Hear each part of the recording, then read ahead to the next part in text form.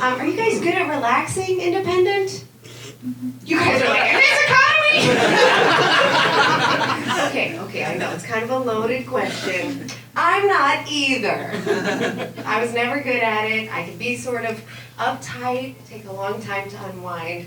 And I find because of that, that calm people really intrigue me, sexually. I think if I have a fetish, it's that I want someone to talk lazy to me. I'm looking right into your eyes, sir. Now don't get me wrong, I don't want a lazy lover. Nobody's got time for that. I just want someone to talk to me the way the man at my pharmacy does. His voice is slow and sleepy like a steamboat full of molasses chugging down the Mississippi River. Every word sounds like it's being spoken from a horizontal position. Because he talks so slow, he really draws out every transaction. So he doesn't say, be right there like a normal person. He says, I will be right with you. Baby. That's pretty ballsy, because the last thing that anyone wants is for the prescription to take longer. But I love a bad boy. One time he said to me, ma'am, there's something wrong with your insurance. I'm going to have to call the pharmacist. I couldn't help myself. I said, am I in trouble?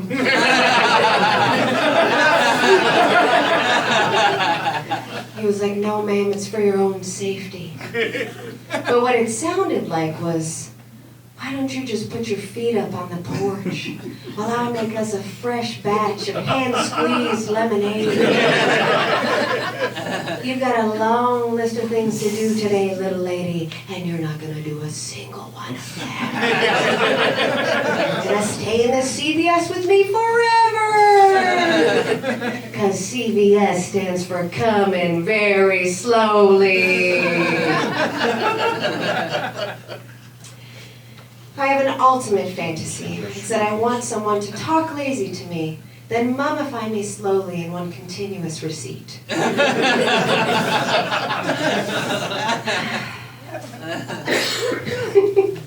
How do you guys feel about Alanis Morissette? Woo! Yes. All right. Yeah, she's the best. Her album Jagged Little Pill came out when I was a youngster, and a friend made me a mixtape, and I listened to it every night before I went to sleep.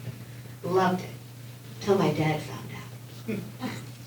Told me he was pretty disappointed in me because she sang about, quote, some pretty heavy stuff. I had a feeling he wasn't talking about irony. But I was 8 years old when this album came out. I didn't know what the hell she was talking about, most of it, you know? But her passionate screeching seemed like it was directed right at me. I felt that, you know? I think what my dad probably really objected to was the song You Ought to Know, you know? For those of you who don't know but I'll explain. So in the song, Alanis has recently been dumped, and she's talking to her ex-boyfriend about his new girlfriend. And as a child, I found this song very confusing. I couldn't understand why she was both so angry and yet so curious at the same time. Like she's like, fuck you, tell me all about her. She's sort of singing through gritted teeth the whole time. Another version of me, is she perverted like me? Could she go down on you in a theater though? Could she? I'm just taking a survey, I'd like to know. When it got to that line, things started to make sense, because I knew what go down on you meant. Yep.